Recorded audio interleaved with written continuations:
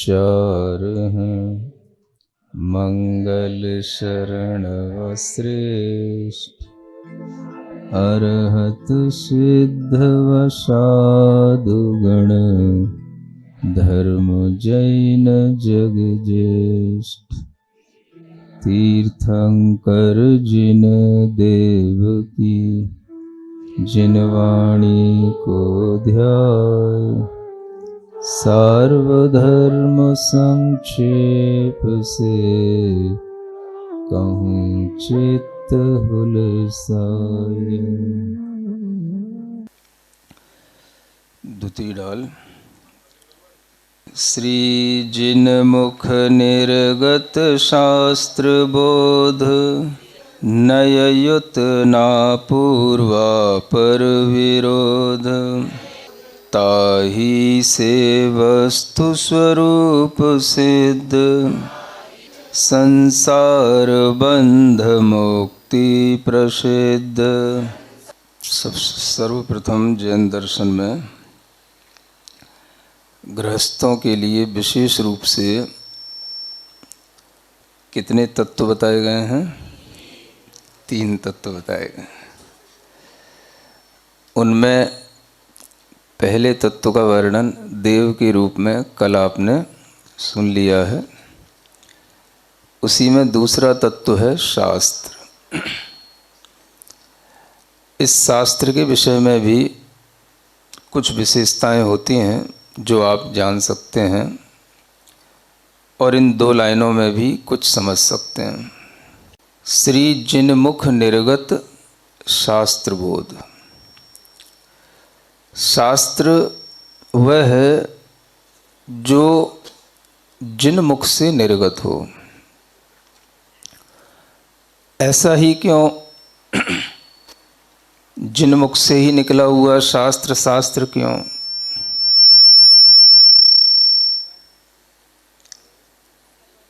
अन्य के मुख से निर्गत शास्त्र को शास्त्र क्यों नहीं कहा जाए? तो यह बात भी इसी से सिद्ध होती है कि जो देव हैं, जो दोष रहित हैं, वह जो कहेंगे वो हितकर होगा। सबके लिए हितंकर इसीलिए कहा जाता है। जिनके अंदर किसी भी तरह का दोष होगा, चाहे वो राग के रूप में हो, मोह के रूप में हो, ममत्व के रूप में हो, तो वह सबके हितकर बात नहीं कह सकते। क्योंकि रागादि भीतर होने पर कोई ना कोई स्वार्थ की बात आ जाती है और वह सबके हित की बात नहीं कहने में आती है। इसलिए ये शर्त रखी गई, शास्त्र वही कहलाते हैं जो जिन मुख से निर्गत हों, जो दोष रहित हो गए हैं। उन्हीं के अंदर वीतराग भाव आएगा और जो दोष रहित हो जाते हैं वही सर्वज्ञ होते हैं। तो जब सर्वज्ञ होंगे तभी सब कुछ देखेंगे, जानेंगे और तभी सबके हित में कुछ कह पाएंगे। तो जो सर्वज्ञ होंगे वही सबके हित की बात करेंगे, वही हमें सच्चा ज्ञान देंगे, क्योंकि उन्होंने सब कुछ देखा है, जाना है। तो पहले निर्दोष होना जरूरी है। दोष रहित आत्मा में ही सर्वज्ञता आती है और जो सर्वज्ञ होगा वही हितकर वचन बोल पाएगा। इसलिए भगवान जो जिनेंद्र देव हैं, उनके मुख से निर्गत जो वाणी है वही शास्त्र कहलाती है। क्योंकि उस वाणी में किसी भी तरह की चीज़ों का अज्ञान नहीं झलकेगा।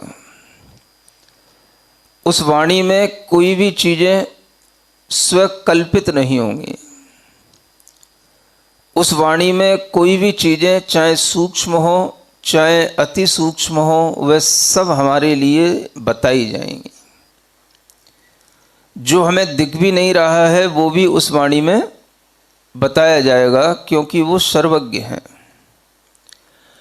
तो निर्दोषता आने पर ही सर्वज्ञता आती है, और सर्वज्ञ होने पर ही सर्वहितकर वाणी निकलती है। तीर्थंकर जिन देव की जिन वाणी को ध्याए, सार्वधर्म संक्षेप से कहूँ चित्त हुलसाए। भगवान ने जो धर्म कहा वो कौन सा? सार्वधर्म। सार्व माने सबके हितकर, सबके लिए हितकारी। तो यह धर्म सबके लिए हितकर होना चाहिए और सबकी समझ में भी आना चाहिए। ऐसा धर्म भगवान ने सबके हित के लिए कहा, और इसी धर्म की यह विशेषता है कि वह धर्म सबसे पहले, चूंकि वह जिनमुख से निर्गत है, इसलिए वह किसी जीव के स्वार्थ के माध्यम से आगे बढ़ने वाला नहीं। किसी जीव को प्रति अपने अंदर कोई राग आदि है, उसके कारण से उसकी शक्ल देख करके वर्णन करने वाला नहीं। किसी जीव के प्रति मोह है, इस कारण से उसके लिए कुछ कह करके उसे अपना बनाने के लिए नहीं। यह धर्म सबके हितकर तभी होता है जब वह राग द्वेष मोह से रहित व्यक्ति के माध्यम से बोलने में आता है। तो यह सबसे बड़ी बात है कि हम जिन भगवान के कहे हुए वचनों को ही शास्त्र क्यों कहते हैं और सबके वचनों को शास्त्र क्यों नहीं कहते हैं।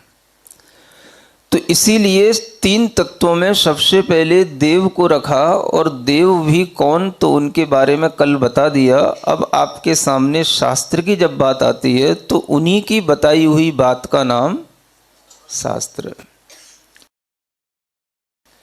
क्योंकि वो जो कहेंगे वो किसी के राग द्वेष मोह से वशीभूत होकर नहीं कहेंगे, वो सब प्राणियों के हित के लिए कहेंगे, क्योंकि उनके अंदर ही राग द्वेष मोह नहीं रहा।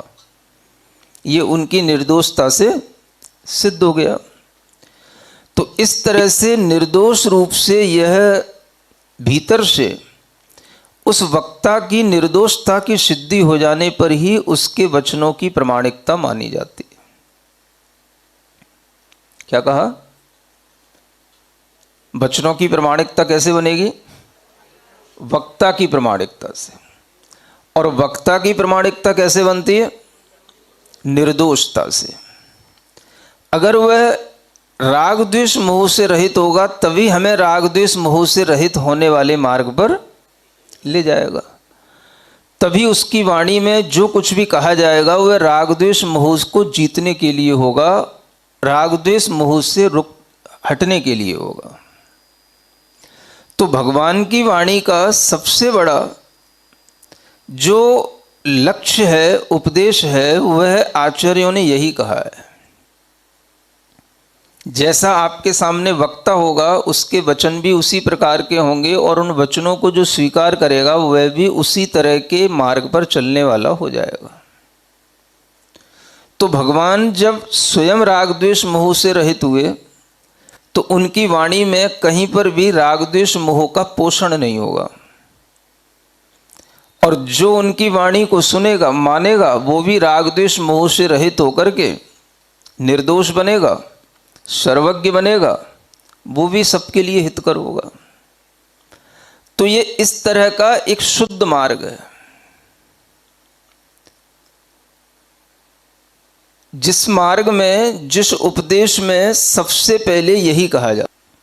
प्रवचन सार में भी एक गाथा आती है, जो राग द्वेष मोहे नीह नदी उपलब्ध उपदेशे, यानी भगवान के उपदेशों को उपलब्ध करके जो राग द्वेष मोह को नष्ट करता है, सो अचिरेण कालेण पावम मोक्षे, वह अचिर काल में माने शीघ्र काल में वह मोक्ष की प्राप्ति कर लेता है। यानी भगवान के उपदेशों को प्राप्त करके क्या करना पड़ता है? राग द्वेष मोह का हनन करना पड़ता है। ये भगवान के उपदेश की सबसे बड़ी विशेषता है। और ये विशेषता क्यों बनी? क्योंकि वो भी राग द्वेष मोह को नष्ट किए। तो उनके उपदेशों में इस राग द्वेष मोह को नाश करने का ही ज्ञान दिया जाता है। इसलिए आप देखेंगे कि भगवान के मुख से निर्गत जो शास्त्र है, उस शास्त्र में चाहे वो प्रथमानुयोग हो, चाहे करणानुयोग हो, चाहे चरणानुयोग हो, चाहे द्रव्यानुयोग हो, इन सब चारों अनुयोगों की जो भी चर्चाएं हैं, उनमें भी, उस ज्ञान में भी आपको हमेशा ये भासित होगा कि इस ज्ञान से राग द्वेष मोह में अवश्य कमी आती है। तो इसलिए भगवान की वाणी से निकला हुआ यह शास्त्र अपने आप में एक और विशेषता से सहित है। नय युक्त, यानी वह नयों से युक्त होता है।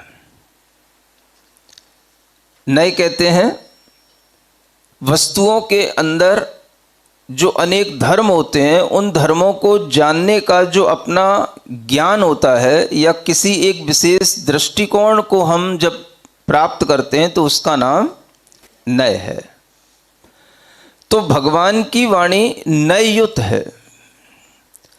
अनेक प्रकार के नयों से, अनेक प्रकार के दृष्टिकोणों से, अनेक प्रकार के पॉइंट ऑफ व्यू ध्यान में रख करके वह भगवान की वाणी से पदार्थ का ज्ञान हमें समूचा दिया जाता है।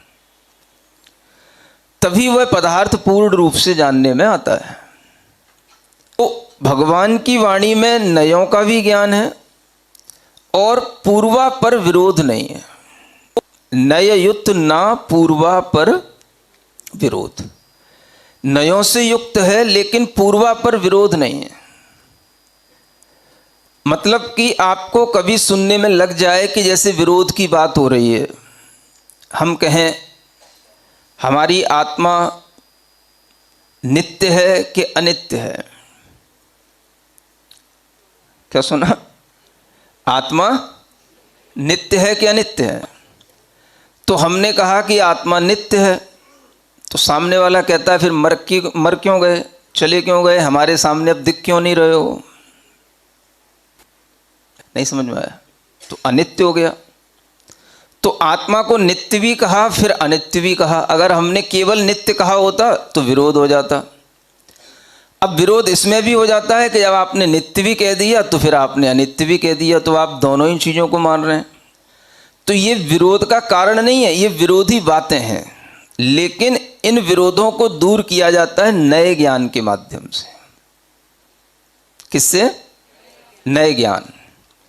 माने आत्मद्रव्य की अपेक्षा से आप देखेंगे तो आत्मद्रव्य हमेशा नित्य है, लेकिन आत्मा की जो पर्याय है, परिणति है, उसकी अपेक्षा से देखेंगे तो वह पर्याय की अपेक्षा से आत्मा अनित्य है। तो इसके आपको कहते हैं नए ज्ञान। तो नए युक्त ज्ञान होने से कोई विरोध नहीं आता, लेकिन विरोध जैसा लगता है।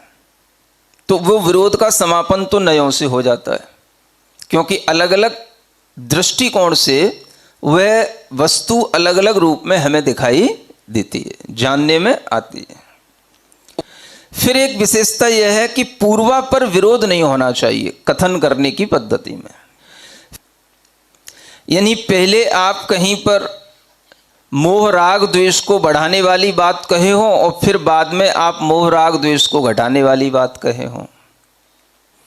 कहीं पर आपने हिंसा को बढ़ाया हो, फिर कहीं आपने अहिंसा की जय जयकार कर दी हो। ये पूर्वा पर विरोध कहलाता है। वचनों में, शास्त्रों में ये पूर्वा पर विरोध नहीं दिखना चाहिए। सुन रहे हैं ना? ये विरोध नहीं कहलाता कि आत्मा नित्य भी है और आत्मा अनित्य भी है। ये विरोध नहीं है। ये तो विरोधी धर्म एक आत्मा में रहते हैं, उनको समझने के लिए दो नयों के माध्यम से उसको समझाया जाता है। इसको विरोध नहीं कहते। विरोध, पूर्वा पर विरोध का मतलब होता है पहले आपने कुछ कहा, अब कुछ कहने लगे। इसका नाम क्या होता है? पूर्वा पर विरोध। क्या समझ में आया? ऐसा होता है ना लोग पहले कुछ कहा और बाद में कुछ कहने लगते हैं। तो इसलिए जो भगवान की वाणी के अनुसार चलता है वह यह ध्यान रखता है कि हमारी वाणी में कोई पूर्वापर विरोध न आ जाए, है ना। पहले आपने कहा कि हिंसा नहीं करना चाहिए और फिर बाद में आपने उसी हिंसा के समर्थन में कोई कथन कर दिया। नहीं समझ में आया? पहले आपने कहा हिंसा पाप है, अहिंसा परमो धर्म है, और फिर आपने कहा कि यज्ञों में जीवों की हिंसा कर दो, कोई पाप नहीं होता, होम कर दो, कोई पाप नहीं होता। तो ये क्या हो गया? ये पूर्वापर विरोध हो गया। ये वचन मान्य नहीं होते हैं बुद्धिमानों के लिए। बात किनकी चल रही है? अब तो आप वो नहीं रहे ना जिन्हें हम पहले कहते थे। हाँ, अब नहीं रहे ना, अब तो आप पहली ढाल पढ़ चुके हो। अब तो आप क्या हो गए हो? ज्ञानानंद सरस्वती। तो अब आप ज्ञान की तरफ बढ़ रहे हो। तो जो बुद्धिमान होते हैं उनके लिए ये बात पसंद नहीं आती। भाई या तो बोलो मत, और बोलो तो सही बोलो। फिर आपकी बात कटनी नहीं चाहिए, आपके ही कथन में पूर्वापर विरोध नहीं आना चाहिए। समझ में आ रहा है ना? तो इसलिए यह भगवान की वाणी की सबसे बड़ी विशेषता होती है। शास्त्र की भी यही विशेषता होती है, और जो शास्त्र के अनुसार चलेंगे उन मुनि महाराज को भी यही विशेषता ध्यान में रखनी पड़ती है। नहीं समझ आया? समझ आ रहा है ना? तो हर व्यक्ति महाराज से भी कुछ ना कुछ बुलवाना चाहता है। नहीं समझ? सुन रहे हो ना? यानी भगवान का अगर हम ज्ञान देखें और उनकी वाणी का हम जब किसी भी अनुयोग के माध्यम से ज्ञान करें तो हमें ये बात लगेगी कि उस वाणी में कहीं पर भी राग द्वेष मोह को बढ़ाने की बात नहीं होगी, घटाने की बात होगी। अगर आपने भगवान के इस वाणी का पान किया तो आपको यह मोक्ष मार्ग मिलेगा, मोह मार्ग नहीं मिलेगा। तो हर ज्ञान में भगवान ने मोह को कम करने की बात कही। चाहे आप व्यापार करो, चाहे आप भोजन करो, चाहे आप घर बनाओ, चाहे आप परिवार बनाओ, चाहे आप किसी भी तरह से अपने जीवन को धन आदि साधनों से आगे बढ़ाओ, हर काम में अगर वह चीज सही होगी तो उसमें मोह की कमी होनी चाहिए, मोह रहित वो चीज होनी चाहिए। समझ रहे हैं ना? मोह से सहित जो चीज होगी वो चीज कहीं ना कहीं अप्राकृतिक होगी, और वह चीज आपके लिए कहीं ना कहीं धर्म से दूर करेगी। तो भगवान की वाणी में हमेशा अगर उन्होंने कहा कि अहिंसा, संयम, तप ये धर्म है, तो हर जगह पर वह आपको नीचे से लेकर ऊपर तक इस अहिंसा की, संयम की, तप की, वृद्धि की साधना ही मिलेगी। जब आप अहिंसा का भी पालन करेंगे तो आपके लिए भी मोह की कमी करनी पड़ेगी। तो कहीं भी भगवान की वाणी में आपको पूर्वापर विरोध नहीं मिलेगा। इसी कारण से आप जब मान लो कोई भोजन करते हैं तो शुरुआत में ही आपसे कहा जाता है कि आप ये ना खाएं, वो ना खाएं। तो आप ये ना समझें कि आपके लिए ये चीजें खाने को मना की जाती हैं। आप अगर इतना ही समझ लें कि इन चीजों को खाने से मोह बढ़ता है, वो चीजें आपसे शुरुआत में मना की जाएंगी। चलो हिंसा होती है ये बाद में हम सिद्ध करते हैं, तो हिंसा होती है ये तो हम उस प्रोसेस से सिद्ध करते हैं कि इन पदार्थों में ये चीजों से हिंसा होती है, और भीतरी चीज जो होती है वो मोह राग से जुड़ी होती है। आपको उस वस्तु के प्रति राग अधिक होगा, मोह अधिक होगा, तो आप उस वस्तु का सेवन करेंगे।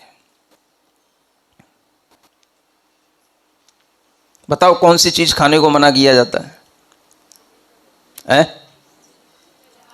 सबसे पहले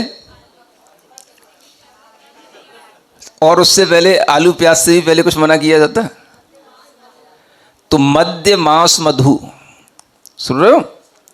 अब ये तीनों ही चीजें आपके अंदर मोह उत्पन्न करेंगी, राग उत्पन्न करेंगी। आप अगर मद्य मांस मधु का सेवन करते हैं तो आपके अंदर राग आदि की अधिकता होगी, तभी आप इसका सेवन करेंगे और इससे राग बढ़ेगा, मोह बढ़ेगा इन चीजों के सेवन से। इसलिए अगर मोक्ष का मार्ग बताया जा रहा है तो किन्हीं शास्त्रों में लिखा रहता है कि भाई मोक्ष की प्राप्ति के लिए तप करो, वैराग्य धारण करो, और साथ में इसका मना नहीं है कि मद्य मांस मधु मत खाओ, ये खा सकते हो और आप मोक्ष भी जा सकते हो। तो यही कथन पूर्वापर विरोध हो जाता है। और ये बात अगर आपको मालूम नहीं है तो ये आपकी सर्वज्ञता के कारण से, आपके अधूरे ज्ञान के कारण से इस तरह से प्रस्तुति हुई है, ये सिद्ध हो जाता है। तो आपके ज्ञान में परिपूर्णता नहीं होने पर ही आप ऐसे कहेंगे कि भाई मद्य मांस मधु भी खाते रहो और हाँ ध्यान भी करते रहो, मोक्ष भी जाते रहो, वैराग्य से मोक्ष हो जाएगा, ध्यान करो ध्यान से मोक्ष हो जाएगा। सुन रहे हो? तो ये क्या हो गया? ये पूर्वापर विरोध की बात हो गई। क्यों हो गई? क्योंकि मोक्ष जाने के लिए तो मोह कम करना पड़ेगा, और आप जब मोह कम कर ही नहीं रहे हैं, आप कह रहे हो कि भाई मांस खाओ, मदिरा पियो, मधु खाओ, शहद खाओ, तो इससे तो मोह बढ़ेगा। तो जो चीजें मना की गई हैं उनका दूसरा बाहरी कारण तो यह है कि उनमें जीव हिंसा है इत्यादि, ये अलग मैटर है, लेकिन उसका भीतरी कारण यह भी है कि इससे आपके परिणामों में, आपके भावों में मोह की, राग की वृद्धि होती है। इसको भी ध्यान में रखना चाहिए, इसको भी लोगों को बताना चाहिए। सुन रहे हो? तो जब आपने मद्य मांस मधु का त्याग किया तो एक मोह कम किया, फिर आए आप आलू गाजर पर, मूली पर, है ना, लहसुन प्याज पर। ये भी किस लिए? ये भी अब हिंसा अहिंसा एक अलग पक्ष है, और भीतर का भाव पक्ष जब हम देखते हैं तो मोह राग की वृद्धि है उसका दूसरा भाव पक्ष है। तो इसमें भी आपकी राग की वृद्धि होगी। ये ऐसे पदार्थ हैं, इनको खाने से भी आपका राग बढ़ता है, मोह बढ़ता है। और जिन पदार्थों को खाने से आपका राग मोह बढ़ेगा वो पदार्थ आपके ज्यादा भी खाने में आएंगे, क्योंकि आप राग से ज्यादा खा जाएंगे। नहीं समझ में आ रहा? मान लो आप इन चीजों का प्रैक्टिकल किया करो। जैसे मान लो आप आलू खाते हो, समझ आ रहा ना? तो आपने आलू की टिक्की बनाई, चिप्स तो हल्की चीज होगी, तो आपने आलू की, है ना, तो अब आपने आलू की कचौड़ी बनाई, टिक्की बनाई, है ना, पराठे बनाए, तो एक टेस्ट अलग आता है और ज़्यादा भी खाने में आ जाता है। खाने के बाद देखा जाएगा, हाजमोला खा लेंगे, वो अलग मैटर है, लेकिन वो खाने में आ जाता है, राग की वृद्धि होती है उससे। तो ये आप प्रैक्टिकल करके देखें, और उसी की जगह पर आलू का त्याग कर दिया, समझ आया? अब आपने केले का बनाया है, तो फिर भी आपको अपेक्षाकृत आप महसूस करेंगे कि केले के पराठे, केले की टिक्की इतनी ज्यादा आपको टेस्टी नहीं लगेगी या राग उत्पन्न नहीं करेगी कि आप उसे एक्स्ट्रा खाते चले जाएं। आप महसूस करना, सुन रहे हो? और फिर भी अगर आपको लगे कि इससे भी राग हो रहा है तो आप उसको भी छोड़ सकते हैं। फिर आप लौकी के, क्यों, लौकी का भी पराठा बनता है ना, लौकी मिक्स करके फिर आप लौकी का पराठा खाना, फिर आप लौकी की टिक्की बनाना, समझ आ रहा है? फिर देखना आप कितनी खा पाते हो। तो यह भी एक भीतर की राग प्रणाली जो हमारे भावों में चलती है उसको कंट्रोल करने का भी एक तरीका है। यह भाव पक्ष भी हम सीखें, न केवल इतना ही कि इसमें हिंसा होती है, ये भक्ष है, अभक्ष है, ऐसा नहीं है। ये सब चीजें इस क्रम से व्यवस्थित हैं कि इससे राग की कमी होती है, मोह की कमी होती है। आखिर आपको भोजन करना है, भोजन करने के लिए परिमित मात्रा में भोजन होना चाहिए। अगर आप मित भोजन नहीं करेंगे, ज्यादा भोजन करेंगे, तो आप बीमार पड़ेंगे, आपके अंदर अनेक रोग होंगे। तो आपके लिए यह रोग होना, यह आपको हिंसा की तरफ बढ़ाने वाली प्रक्रिया हो जाएगी।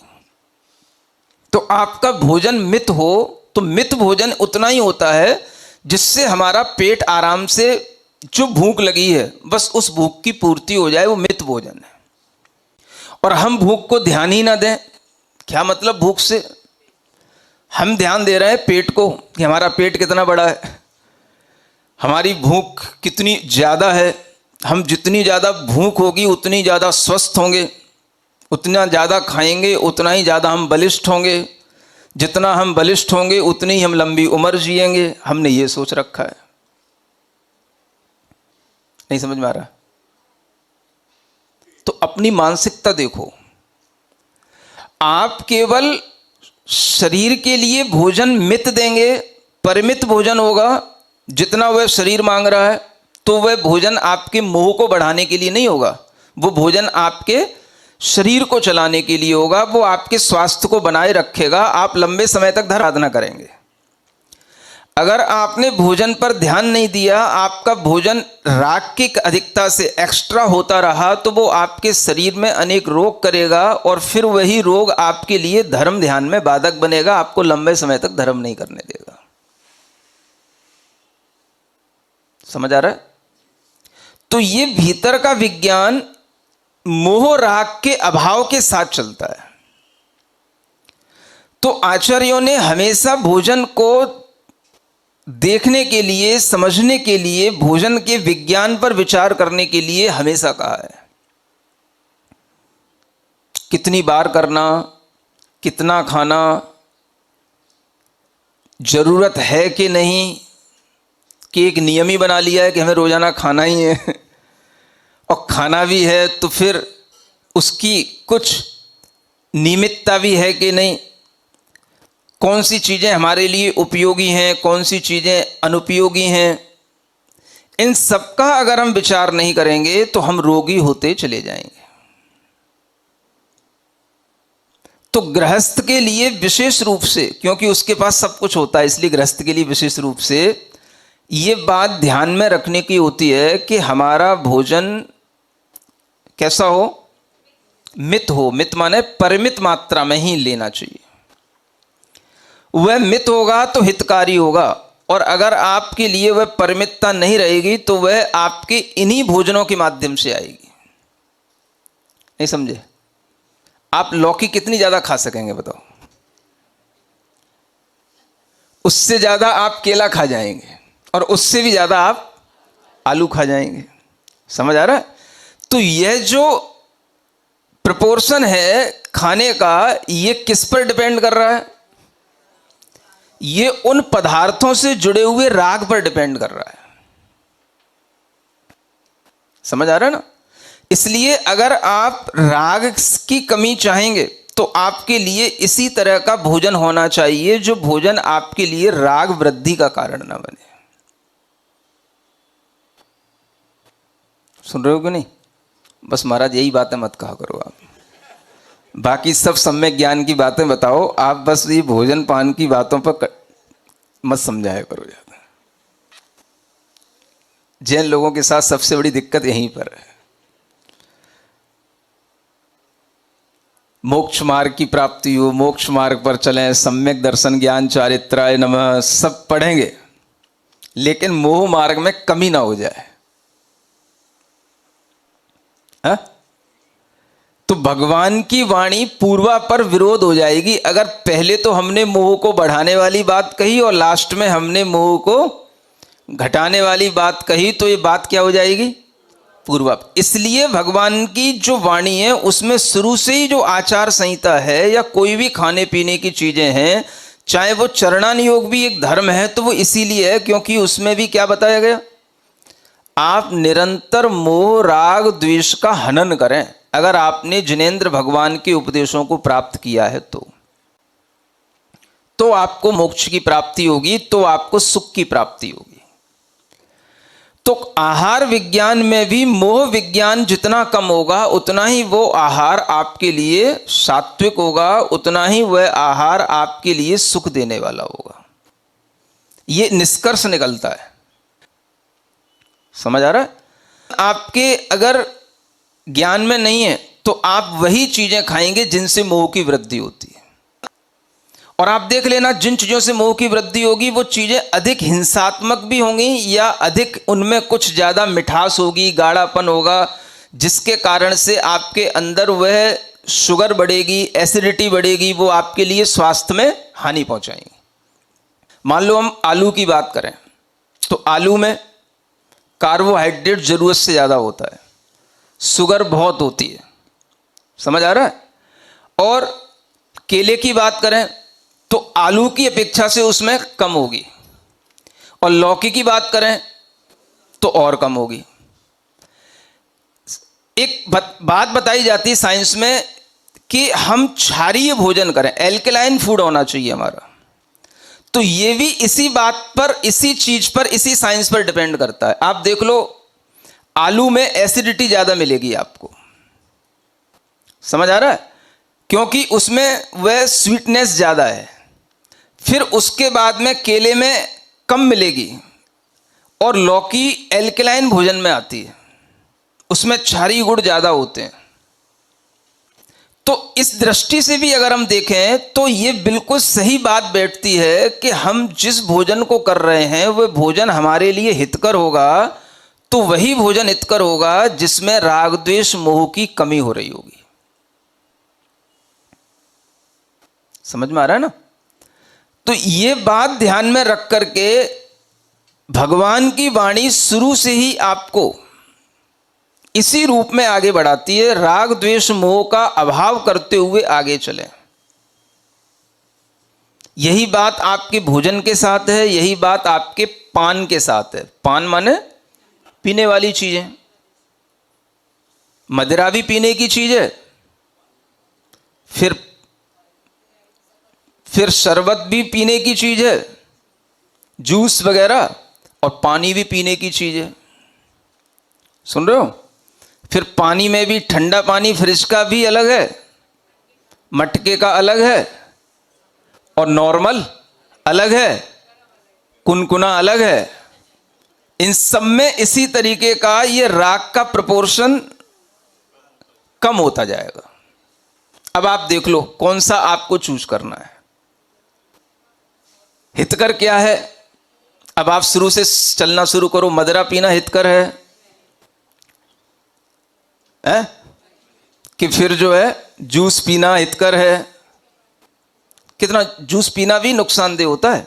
हाँ, कोल्ड ड्रिंक वगैरह पीना हितकर है कि फिर आपके लिए ये ठंडा पानी, बिस्लरी का पानी ये हितकर है कि फिर आपका नॉर्मल पानी हितकर है कि मटके का पानी हितकर है कि फिर थोड़ा सा कुनकुना कर लिया जाए वो हितकर है।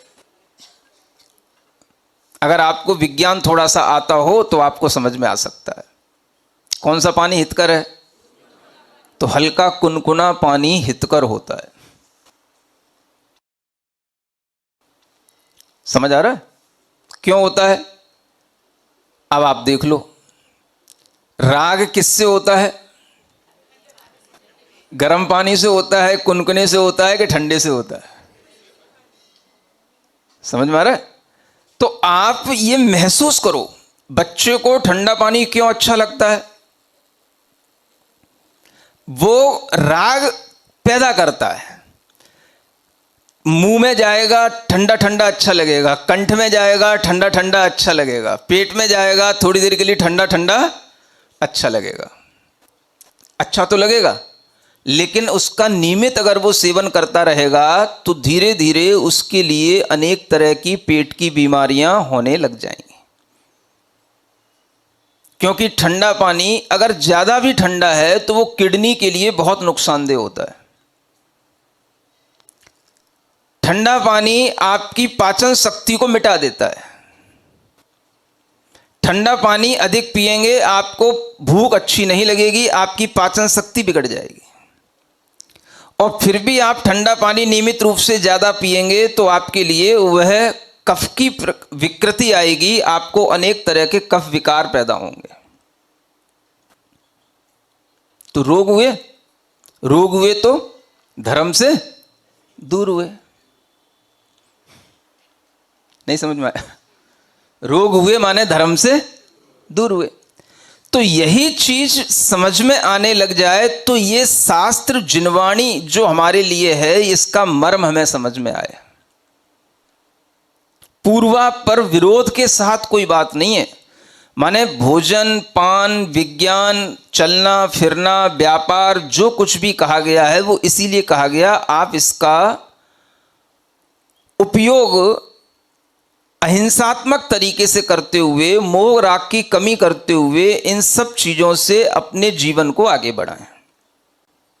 खाने पीने का मना नहीं है, लेकिन देख करके, समझ करके, विचार करके। तो इससे अगर आपकी जीवन शैली चलेगी तो आपके अंदर मोह राग की कमी होगी, तो आप बहुत जल्दी स्वस्थ होने के साथ साथ इस मोह से मुक्त होने की भी आपके अंदर अवधारणा आएगी। मोह से मुक्त होगे तो मोक्ष मिलेगा। समझ में आ रहा है? तो भगवान के द्वारा बताई गई वाणी में ये सब चीजें पूर्वापर विरोध नहीं होती, इसलिए ये वाणी सत्य मानी जाती है। ताही से वस्तु स्वरूप सिद्ध, इसी से वस्तु स्वरूप सिद्ध होता है। यानी वस्तु स्वरूप कैसा है? वस्तु नित्य है कि अनित्य है, एक है कि अनेक है, ये सब अनेक नयों के माध्यम से ही ये समझाया जाता है, तो वस्तु स्वरूप की सिद्धि होती है। चेतन है कि अचेतन है, ये सब वस्तु स्वरूप की सिद्धि भगवान की वाणी से होती है। तो हम कहीं पर भी कंफ्यूज नहीं होते कि इसी को हम चेतन कह रहे हैं, इसी को हम अचेतन कह रहे हैं। लोगों को चेतन और अचेतन पदार्थ का ही डिफरेंस समझ में नहीं आ पाता, जबकि सबके लक्षण, सबके परिभाषाएं अलग अलग कही गई। तो ये वस्तु स्वरूप जब सिद्ध हो जाता है तो इसी से संसार बंध मुक्ति प्रसिद्ध। संसार क्या है, बंध क्या है, मुक्ति क्या है, सिद्धि क्या है, सिद्ध कौन होते हैं, ये सब कुछ इसी से सिद्ध हो जाता है। अब आप कहो कि आप कहते आए हो कि संसार अनादि है, और अनादि संसार में सब कुछ जो है अनादि काल से चला आ रहा है, तो जो चीज़ें अनादि से चली आती हैं उन चीज़ों को हम कभी भी अलग नहीं कर सकते, मिटा नहीं सकते। मानो हमारे संसार में रहने के लिए आत्मा और कर्म का संबंध अनादि से चला आ रहा है, तो हम इसको अलग कैसे करेंगे? तो यह दोनों स्वरूप की सिद्धि नयों के माध्यम से की जाती है। दोनों तरह के स्वरूप की सिद्धि भगवान ने अपने इस ज्ञान के माध्यम से बताई कि किन कारणों से बंद है और किन कारणों से मोक्ष है। भाई जिन कारणों से बंद हो रहा है उन कारणों को बंद कर दो, बंद बंद हो जाएगा। बंद बंद हो जाएगा माने बंद छूट जाएगा, मुक्ति मिल जाएगी। जिस चीज से बंधे हो उस बंधन को छोड़ दो, मुक्त हो गए आप। तो लोगों के दिमाग में जब ये विरोधी बातें आती हैं तो भगवान के ज्ञान से विरोध भी दूर दिखाई देते हैं कि बंध भी होता है संसार में रहते हुए जीव को, और उस संसारी जीव को मुक्ति की भी प्राप्ति होती है।